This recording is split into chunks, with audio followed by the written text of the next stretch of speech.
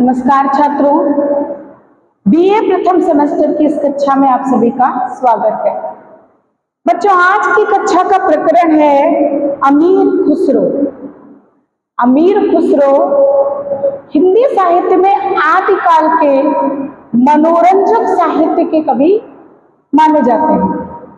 अमीर खुसरो, जिनका कि वास्तविक नाम अबुल हसन था, खड़ी बोली के प्रथम प्रयोक्ता के रूप में भी जाने जाते हैं। खुसरो ने आदिकाल की चल रही दोनों धाराओं, एक धारा जो कि वीर गाथा के साहित्य को लेकर के आगे बढ़ रही थी, रासो काव्य परंपरा का प्रणयन करते हुए आगे बढ़ रही थी, तथा दूसरी धारा जो कि जैनों, सिद्धों और नाथों के उपदेशात्मक काव्यों की रचनाओं को सामने ला रही थी। उन दोनों के बीच मध्यम मार्ग का हिंदी साहित्य में प्रणयन किया। खुसरो को लौकिक साहित्य का प्रधान कवि माना जाता है। लौकिक साहित्य अर्थात वो साहित्य जो किसी राजा या किसी धर्म से जुड़ा नहीं था, बल्कि उसका केंद्र आम जनमानस था। तो मनोरंजक व लौकिक साहित्य के प्रणेता अमीर खुसरो को खड़ी बोली का प्रथम प्रयोक्ता भी माना जाता है। इनके जन्म की यदि हम बात करें तो 1253 ईस्वी एटा के समीप पटियाली गांव में इनका जन्म हुआ था। इन्हें तूतीय हिंद या हिंद का तोता की उपाधि से विभूषित किया गया था। अमीर खुसरो संगीत तथा वाद्य यंत्रों के जन्मदाता भी माने जाते हैं। इन्होंने हिंदी साहित्य के आरंभिक रूप की निर्देशना अपनी कविताओं में कराई थी, कि जिसके अनुसार इन्होंने तत्कालीन प्रचलित अपभ्रंश, संस्कृत, ब्रज भाषा के शब्दों के साथ साथ अरबी और फारसी के शब्दों को मिला करके एक ऐसी मिश्रित भाषा की रचना की जो कालांतर में हिंदवी के रूप में हमारे सामने आई। तो अमीर खुसरो जहां एक और साहित्य को, कविता को जनमानस के साथ जोड़ते दिखाई देते हैं, वहीं भाषा के संबंध में भी उनकी ये विचारधारा हमारे सामने नई भाषा का एक सुंदर रूप लेकर के आती है, जो कि आगे चल करके हमारी खड़ी बोली हिंदी के रूप में विकसित हुई। अब खड़ी बोली के प्रथम प्रयोक्ता तथा मनोरंजक लौकिक साहित्य के कवि अमीर खुसरो, जिन्होंने फारसी भाषा में भी कई रचनाओं को प्रणीत किया तथा इन्होंने हिंदी साहित्य में दो सुखने, खालिक बारी तथा पहेलियों और मुकरियों की रचना की। इनका साहित्य विनोदपूर्ण था।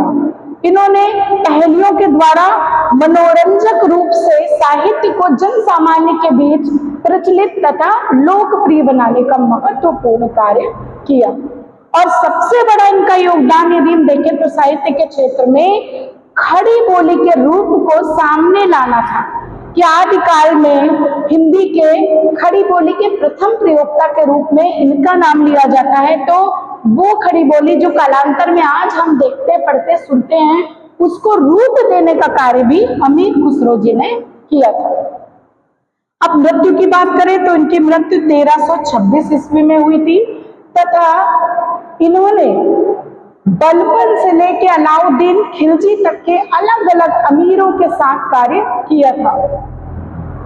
अब इनके गुरु की यदि हम बात करें तो निजामुद्दीन औलिया इनके गुरु थे तथा इनकी कविताओं में, इनके दोहों में, छंदों में भी हमें सूफी विचारधारा दिखाई देती है। तो आज हम व्याख्या करेंगे अमीर खुसरो के इस प्रसिद्ध छंद की, दोहे की, जिसमें इन्होंने अपने गुरु निजामुद्दीन औलिया जी की मृत्यु पर शोक प्रकट किया है।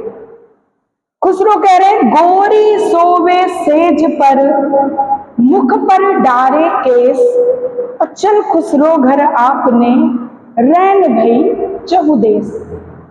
सूफी कवि खुसरो प्रभावित थे निजामुद्दीन औलिया से, उनको अपना गुरु मानते थे तथा सूफी विचारधारा के अनुसार ही वो गुरु को महत्वपूर्ण मानते थे ईश्वर तक पहुंचाने वाले माध्यम के रूप में। तो उन्होंने अपने अनेक छंदों में गुरु की महत्वता वर्णित की है, गुरु को उन्होंने प्रणाम किया है, वंदना की है गुरु की। और प्रस्तुत दोहे में वे विक्षुब्ध दिखाई देते हैं अपने गुरु की मृत्यु पर। अपने गुरु को मृत्यु शैया पर निश्चल लेटे हुए देखकर वो कह उठते हैं कि गोरी सोवे सेज पर मुख पर डारे केस, कि आज मेरे गुरु निजामुद्दीन औलिया इस मृत्यु रूपी सैया पर मुख पर केसों को बिखराए हुए अस्त व्यस्त अवस्था में सो रहे हैं। अब मेरे लिए भी संसार में ज्ञान का प्रकाश विलुप्त हो चुका है। अब मेरे लिए इस संसार में अज्ञान रूपी रात्रि आ चुकी है, फैल चुकी है। अर्थात मुझे भी अब पुनः अपने घर अर्थात पुनः परमात्मा की शरण में जाने के अतिरिक्त कोई मार्ग नहीं बचा है। तो वे कामना करते हैं कि गुरु की मृत्यु के पश्चात अब उनके लिए भी जीवन में ज्ञान का प्रकाश संभव नहीं है, इसलिए वे कामना करते हैं कि वे भी अपने गुरु की तरह ही मृत्यु का आलिंगन कर सके। तो प्रस्तुत दोहे में सूफी विचारधारा प्रतीत होती है, दिखाई देती है। और खुसरो की अन्य रचनाओं में भी हम ब्रज भाषा का प्रयोग देख सकते हैं।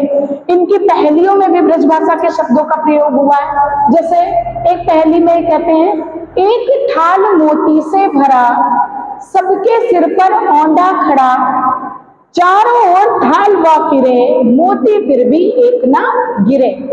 अब इसका उत्तर जो है वो होगा आकाश। तो इस तरह से ही मनोरंजक साहित्य के प्रणेता अमीर खुसरो को आधुनिक साहित्य में खड़ी बोली का प्रथम प्रयोक्ता तथा मनोरंजक लौकिक साहित्य के सुप्रसिद्ध कवि के रूप में जाना जाता है।